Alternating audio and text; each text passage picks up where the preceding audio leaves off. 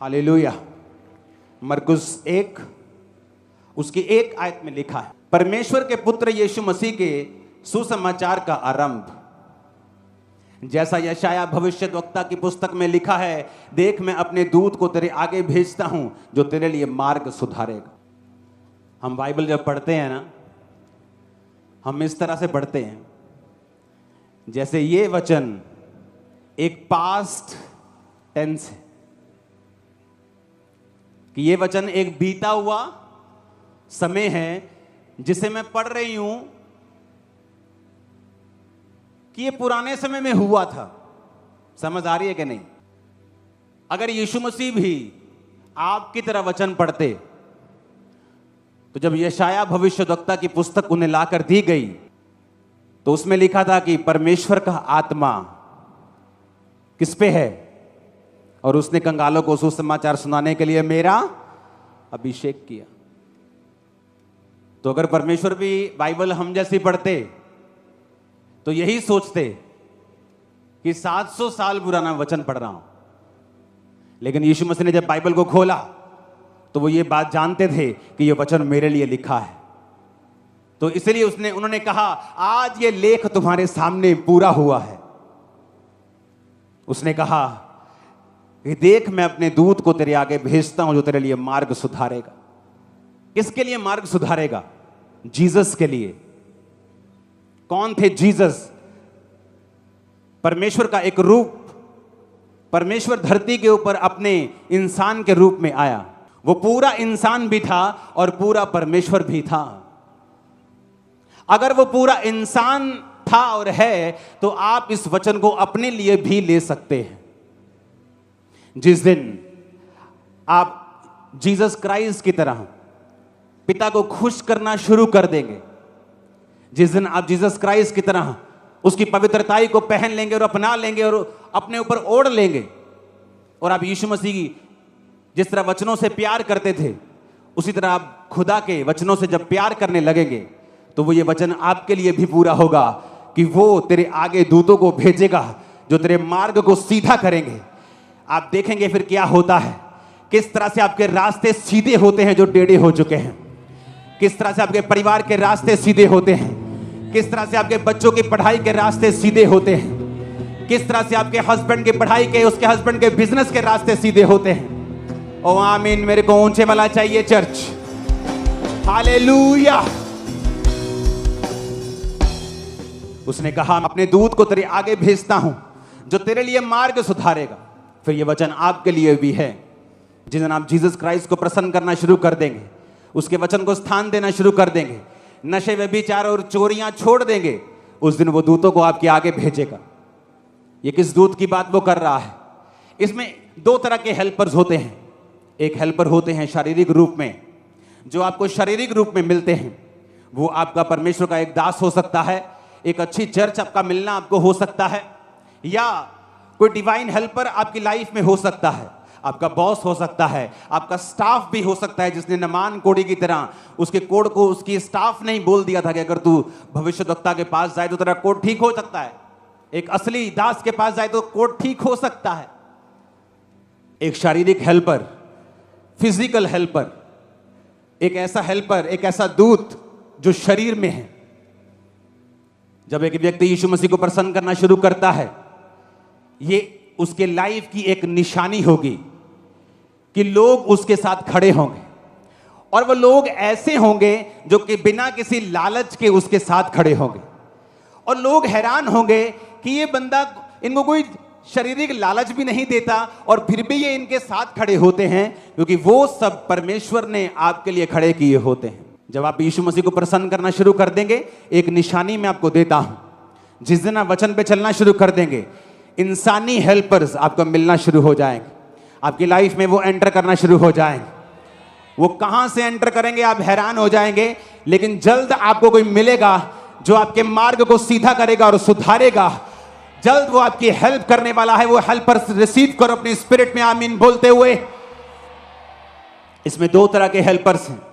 इसमें लिखा है, जब हम 10 आयत में पढ़ते हैं, जब वह जल से निकलकर ऊपर आया तो तुरंत आकाश को खुलते और आत्मा को कबूतर के समान अपने ऊपर उतरते देखा, और आकाशवाणी हुई, तू मेरा प्रिय पुत्र है, मैं तुझसे खुश हूं। तब आत्मा ने तुरंत उसको जंगल की ओर भेजा। जंगल में 40 दिन तक प्रभु यीशु मसीह की शैतान ने परीक्षा की और वे वन पशुओं के साथ रहे। प्रभु यीशु मसीह वन पशुओं के साथ रहते हुए वहीं रहे और स्वर्गदूत उनकी सेवा करते रहे। ये स्वर्गदूत कौन से थे? शारीरिक या आत्मिक? आत्मिक। दो तरह की हेल्प हेवन परमेश्वर आपके लिए भेजता है। एक वो हेल्प है जो संसारिक रूप में आपको मिलती है। आप कोर्ट केस में हैं, आपको फेवर मिलना शुरू हो जाता है। समाज आप पे फेवर करना शुरू कर देता है। लोग आप पर फेवर करना शुरू कर देते हैं, क्योंकि जब आप यीशु मसीह को प्रसन्न करना शुरू करते हैं तो वचन ये कहता है कि परमेश्वर संसारिक रीति के साथ हेल्पर्स को, मददगारों को, दूतों को तेरे आगे भेजेगा जो तेरे रास्ते को साफ करेंगे। लेकिन दूसरी हेल्प भी उसने कही है। उसने कहा जब शैतान यीशु मसीह के साथ लड़ता और उसकी परीक्षा करता था तो बाइबल कहती है वो वन पशुओं के साथ रहा और स्वर्गदूत उसकी सेवा करते रहे। दूसरी हेल्प होती है जो स्वर्ग से आपको मिलती है, वो दूत जो आपको एक्सीडेंट से बचाते हैं, वो दूत जो आपको बीमारियों से बचाते हैं, वो दूत जो आपको मौत से बचाते हैं, वो दूत जो आपके साथ सुरक्षा के रहते हैं, हमेशा आपके संग रहते हैं और शैतान को सब शैतानी काम करने से आपकी लाइफ में रोकते हैं, क्योंकि परमेश्वर को आपने खुश कर दिया है। लिखा जब वो बपतिस्मा लेकर जल के ऊपर आया तो पवित्र आत्मा उस पर उतरा। वो वन पशुओं के साथ रहा, भालू के साथ रहा, पर भालू उसे खा नहीं पाया। शेर के साथ रहा, शेर उसे खा नहीं पाया। सांपों के साथ रहा, वो उसे काट नहीं पाए। नेचर भी आपकी हेल्प करना शुरू कर देती है, कुदरत भी आपकी हेल्प करती है, कुदरत भी आपके साथ चलती है। फिर ये गर्मी आपको बीमार करने की बजाय आपको हेल्दी कर जाएगी।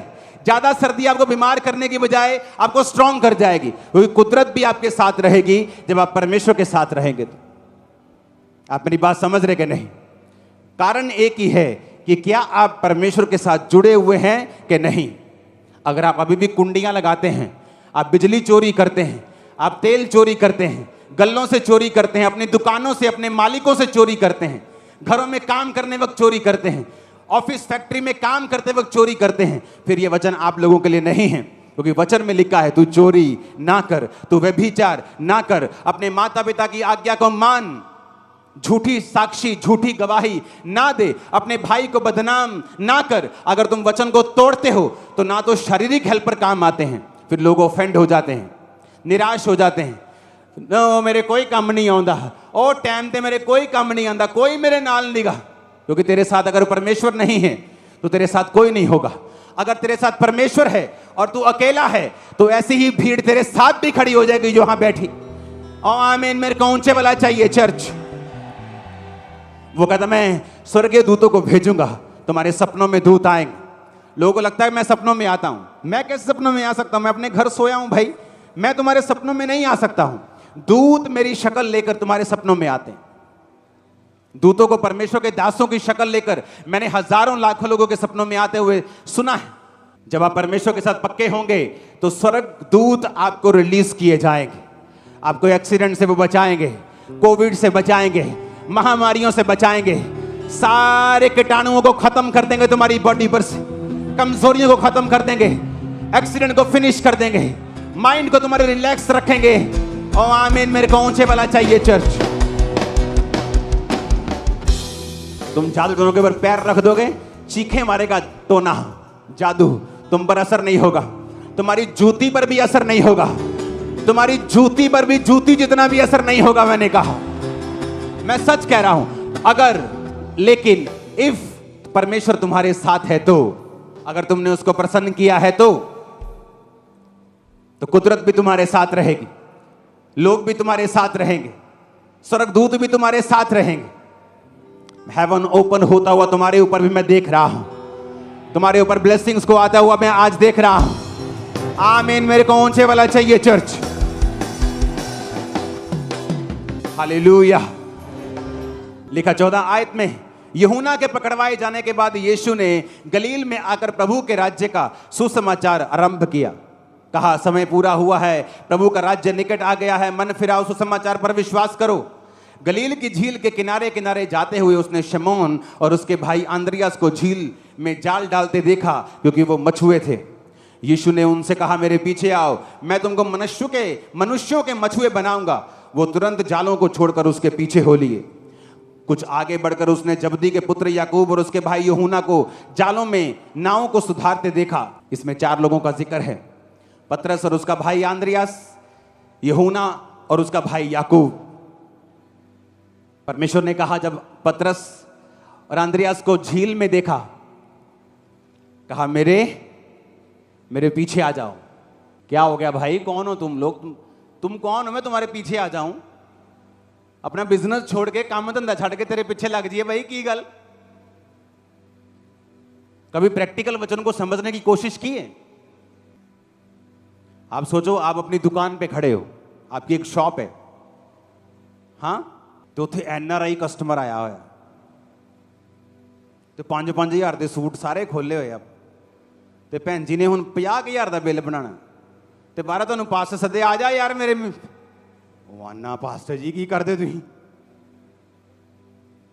पर बाइबल कहती है वो तुरंत 18 आयत में अपने जालों को छोड़कर परमेश्वर के, क्या हुआ ऐसा? अगर हम ये कहें कि चलो जी पतरस ते आंद्रियास गरीब सीगे ते काम धंधा है नहीं सी ते मच्छियां फड़ियां नहीं जांदियां, ते यीशु ने क्या पीछे आ जा, कहते चलो इत्थे भी कुछ है नहीं, ये पीछे लंगर लंगर खावांगे, चलिए। अब फिर हम दूसरा केस पढ़ते हैं। लिखा, कुछ आगे बढ़ के उसने जबदी के पुत्र याकूब और उसके भाई यूहन्ना को नाव पर जालों को सुधारते देखा। उसने तुरंत उन्हें बुलाया और वे अपने पिता जबदी को मजदूरों के साथ नाव पर छोड़कर। अब इस केस में जो याकूब और यूहन्ना हैं, उनके पिता ने मजदूर रखे हुए हैं कि 10, 15, 20 लोगों की टोली है। मेरी दुकान पे 10 लोग काम करते थे और मेरी रोज की इनकम 1 लाख रुपए के करीब होगी, कभी 60,000, 50,000, कभी लाख, कभी 1.5 लाख रोज की इनकम। जितना उस समय 2002-3 में फॉरेन में लोग 1 लाख, 1.25 लाख रुपया 1 महीने का कमाते थे। तब उस समय की रोज की पंजाब में, इस खामबरा में इनकम थी। आप मेरी बात समझ रहे हो? तो मेरे पास 10 लोग थे, तो इसके पास भी इतने लोग थे कि ये लाखों रुपया कमा रहे होंगे उस समय के। लेकिन यहां भी क्या लिखा कि वो अपने पिता जबदी को मजदूरों के साथ नाव पर छोड़कर यीशु मसीह के पीछे हो ली। ऐसा क्या हो गया? सोचो, ऐसा क्या हुआ कि वो यीशु मसीह के पीछे लग गए? वो जीसस खुदा के वचन को इतना मानते थे और इतना सीरियसली उस पर चलते थे बचपन से ही। 12 साल की उम्र में यीशु को मालूम था कि मैं पिता की संतान हूं। तो जब उसके माता पिता के साथ वो वापस नहीं गया अपने घर और पर्व में रह गया, तो माता पिता 3 दिन के बाद कुड़ते हुए यीशु से मिले और कहा, ओए तू घर वापस नहीं आया, हम तुझे कुड़ते हुए ढूंढते हैं। तो यीशु ने क्या कहा? पिता ने कहा, यीशु ने कहा कि क्या तुमको नहीं पता मुझे अपने पिता के भवन में होना जरूरी है? तो यीशु को मालूम था वो पिता का क्या है, भवन है। तो यीशु ने फिर सेवकाई 12 साल की उम्र में शुरू नहीं की, क्योंकि बाइबल कहती है सारे सदूकी, फरीसी, शास्त्री, विद्वान जब 12 साल के प्रभु यीशु से वार्तालाप करते थे तो जवाब नहीं थे जो यीशु मसीह उनसे पूछते थे। यीशु मसीह की बुद्धि, यीशु मसीह के जवाब उनको मालूम था कि ये आम बालक नहीं है। तो फिर भी यीशु मसीह ने सेवकाई 30 साल में शुरू की, और वचन कहता है 12 साल से लेकर 30 साल तक फिर वो अपने माता पिता के वश में रहे, कारपेंटरी का काम करते रहे, अपनी मम्मी से ही खाना खाते रहे, बिना कोई असिस्टेंट रखे, बिना फूं फां किए अपने घर में रहे, अपने माता और पिता के वश में रहे, क्योंकि वचन कहता है अपने माता और पिता की आज्ञा को मान। सुनो मेरी बात, हमें लगता है वचन बहुत छोटी सी बात, चोरी, ओ कोई नहीं 100 रुपया इधर, 100 रुपया उधर, ओ कोई नहीं 2 लीटर तेल ना, प्रभु ने क्या कहना, मेरा घर नहीं चलता बिना चोरी। तो जब आप वचन को इतना सीरियसली लेते हैं कि आपके जिंदगी मौत का यह मसला बन जाता है कि नहीं मानना शैतान की बात को, स्पिरिचुअली आपके ऊपर एक ऐसा ग्रेस, एक ऐसा ऑरा आ जाता है कि आपकी बात को लोग इनकार नहीं कर पाएंगे। ये रीजन था कि जीसस के ऊपर इतनी ग्रेस आ चुकी थी, उसकी आवाज में इतना दम, इतनी पावर, इतनी खींच, इतना होली स्पिरिट था कि जब वो बोलता था कि अपना काम छोड़ दे, सेवा में आ जा, नथिंग कैन स्टॉप। आ रहे हैं सेवा में, छोड़ देंगे बिजनेस। आई पास्टर्स क्या कहते हैं, लोग साडी गल नहीं सुनते, बच्चे साडी गल नहीं सुनते, यूथ साडी गल नहीं सुनता, ये सेवा नहीं करते। क्यों? क्योंकि तुम्हारे ऊपर वो क्राइस्ट वाला ऑरा नहीं है। जब तुम्हारे पास क्राइस्ट वाला ऑरा होगा, तुम्हारे पास वो ग्रेस होगी, तुम एक बार बोलोगे, लोग आएंगे। तुम बोलोगे चलो सेवा करनी, लोग आएंगे। इस साल के एंड तक 500 जवान, सिर्फ जेंट्स की बात कर रहा हूं, लड़कियां अलग, 500 जवान बंदे अपना जीवन इस चर्च को देने वाले हैं। 500, उनके रहने का कॉलेज अलग से बना रहा हूं। 500, उनमें पढ़े लिखे डॉक्टर्स, इंजीनियर्स भी हैं उनमें। कहते हमने चर्च जाना है, सेवा करनी। 500 लोगों को संभालना मुश्किल होता है आज। किसी चर्च में 5 लोग काम करते हो ना, सिर दर्द कर देते। 5 लोग ही, पास्टर के सिर में दर्द है 5 लोगों के कारण। जब आप वर्ड को सीरियसली लेंगे, मैं आपको बता रहा हूं, आपके ऊपर एक ग्रेस कवर करेगी, एक ऑरा, एक सामर्थ, एक अम्ब्रेला, एक छतरी बन जाएगी आपके आसपास। आपके शब्दों में पावर होगी, खींच होगी, ग्रेस होगी, ताकत होगी। शैतान को भी वो चुभेगी और लोगों की लाइफ में काम भी करेगी इन जीसस नेम। मैंने कहा वो काम करेगी यीशु के नाम में। Hallelujah, hallelujah. आप मेरी बात समझ रहे कि नहीं? ये वचन जब आप इस रीति से पढ़ना शुरू करेंगे कि क्या हो गया ऐसा कि जीसस ने एक बार बोला, 2 बंदे पीछे, चलो गरीब मान लो। अगली पार्टी गरीब नहीं थी, वो तो मजदूरों वाली पार्टी थी। पर लिखा तुरंत, सोचा भी नहीं, ये भी नहीं कहा प्रभु चलो ठीक है, घर में सलाह कर लेते एक बार। कई बार लोग, आप लोगों से कुछ कहोगे, सलाह करके बताते हैं। उनको बोलो मत आओ, तुम रिजेक्ट हो, सेम टाइम। हालेलुया। उन्होंने कहा सलाह करके, नहीं कि देखा तुरंत। फिर से पढ़ेंगे, लिखा वो तुरंत अपने पिता जबदी को मजदूरों के साथ नाव पर छोड़कर उसके पीछे हो ली।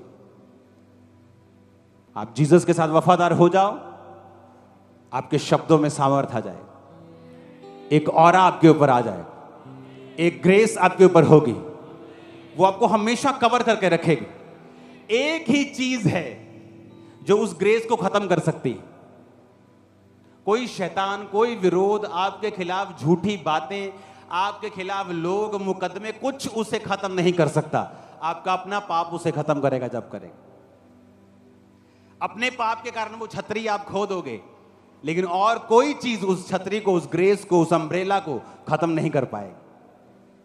और ये एक दिन में नहीं होता, एक साल में नहीं होता, ये सालों साल परमेश्वर के साथ चलने का नतीजा होता है। जब आप हर समय निकाल लेते हैं, हर मौसम निकाल लेते हैं, वफादारी के साथ बाप के साथ खड़े रहते हैं, दुखों में, तकलीफों में, प्रार्थनाओं में, डाउट में भी आप उसके साथ खड़े रहते हैं। ना सुखों में पिघलते हैं आप शैतान की तरफ, ना दुखों में पिघलते हैं, ना साइलेंट टाइम में, जब ना उस टाइम में जब परमेश्वर आपके लिए लगातार बोलता है, आपको गवाहियां देता है। आप जब किसी समय में गिरते नहीं हैं, आपकी लाइफ के ऊपर वो ऑरा, वो ग्रेस, वो बढ़ती ही जाती है। और वो बढ़ती जाएगी आज से ही, और वो बढ़ती जाएगी आपके परिवार के ऊपर से, और वो बढ़ती जाएगी आपकी बॉडी के ऊपर। आप हेल्थी होंगे और लंबा जिएंगे यीशु मसीह के नाम। Hallelujah, hallelujah. एक एक वचन में इतनी ताकत है। आगे लिखा है, तब वे कफरनहूम में आए। आपको बाइबल पढ़नी आ रही है मेरे ख्याल से। मैं ऐसे पढ़ता हूं कि हर वचन का एक मीनिंग है, उसके पीछे की एक स्टोरी है। इसलिए कहते हैं कि बाइबल स्टडी करने से भी आप बाइबल के शिक्षक नहीं बन सकते जब तक आत्मा आपको बाइबल ना सिखाए। देखा, जब वे कफरनहूम में आए तो वह तुरंत सबत के दिन आराधनालय में जाकर उपदेश करने लगा। लोग उसके उपदेश से चकित हुए क्योंकि वो शास्त्रियों के समान नहीं, अधिकारी के समान उपदेश देता था। इसको इंग्लिश में पढ़ना बहुत जरूरी है। And they were astonished at his doctrine, for he taught them as one that had authority, and not as the scribes. जब कुछ लोग प्रार्थना करते हैं, ऐसा लगता है कि परमेश्वर से भीख मांग रहे हैं, या वचन देते हैं तो ऐसा लगता है कि जैसे कोई बाइबल से सलाह मशवरे कर रहा है, सलाहें दे रहे हैं। लेकिन देखा, जिसके ऊपर परमेश्वर का आत्मा होता है, जो वो वचन देता है या प्रार्थना करता है, वो अधिकार, ऐसा लगता है कि एज ही हैड अथॉरिटी, कि अथॉरिटी है इसको बीमारियों के ऊपर, शैतान के ऊपर, कि वो कमांड कर रहा है लोगों को कि तुम चोरी नहीं करोगे। यार चोरी ना करियो। कई लोग प्रीच करते हैं, उनके प्रीच में पावर फील नहीं होती, सामर्थ फील नहीं होती, आत्मा फील नहीं होता। ऐसे लगता है जैसे कोई स्क्राइब, जैसे कोई शास्त्री फरीसी प्रचार कर रहा है और यीशु मसीह के बारे में बता रहा है। लेकिन कई बार जब आप पवित्र आत्मा से भरे व्यक्ति को सुनते हैं, आपको मालूम होता है कि परमेश्वर इससे बात कर रहा है, अथॉरिटी बात कर रही है, अधिकार बात कर रहे हैं। आज हेवन ओपन हो, आपकी लाइफ के ऊपर की सारी शर्मिंदगियां नाश हो अभी यीशु के नाम में। तुम्हारे घर की, फाइनेंस की, शरीर की, आत्मा की सारी शर्मिंदगियां आज मैं अधिकार से हुक्म देता हूं, नाश हो जाए सारी शर्मिंदगियां, यीशु के नाम में नाश हो जाए। हालेलुया। कहता है उन्हें शास्त्रियों की तरह नहीं, वो उन्हें शास्त्रियों की तरह नहीं, अधिकारियों की तरह उपदेश देता था। अधिकारियों की तरह। तो अधिकारी मतलब, इसमें इतना अच्छा नहीं लिखा हिंदी में, लिखा for he taught them as one that had authority. Police के पास अथॉरिटी होती है ना, कि मैं इस इलाके का एसएसपी हूं, वो नजर आती है, वो खड़ा होता है तान के, स्टार स्टूर लगे, वर्दी पहनी। वैसे ही तुम आत्मा में बड़े अफसर हो, अथॉरिटी तुम्हारे अंदर है यीशु के नाम की। तुम शैतान को डांटोगे, खब्बे खब्बे भागेगा, सज्जे सज्जे भागेगा। मैंने कहा you have authority right now in the name of Jesus. आमीन। खड़कने वाला चाहिए शैतान के कानों में। हालेलुया। मैंने लोगों को देखा है, उन्हें लगता है ऊंची आवाज में अच्छे साउंड से प्रार्थना करेंगे तो लोगों को लगेगा में अथॉरिटी है। मैंने सिर दर्द होते देखा है, कई बार मेरा सिर दर्द हो गया यार, इसको लगता है कि ऊंचा बोलने से ऐसा हो जाएगा। नहीं, अगर तुम्हारे पास अथॉरिटी है, तुम डांटोगे, तुम्हें फील होगा तुम्हारे पास पावर है, तुम्हारे पास अथॉरिटी है। अपने घर को बदलने की अथॉरिटी, प्रार्थनाओं में माहौल चेंज करने की अथॉरिटी, अपने बच्चे के मन को चेंज करने की अथॉरिटी, शत्रु को हराने की अथॉरिटी यीशु के नाम में, यीशु के नाम में, यीशु के नाम में। मैंने कहा यू हैव अथॉरिटी, यीशु मसीह के नाम में तुम्हारे पास ताकत और अधिकार। आमीन। ऊंचे मिला चाहिए, रिसीव करो यीशु के नाम में।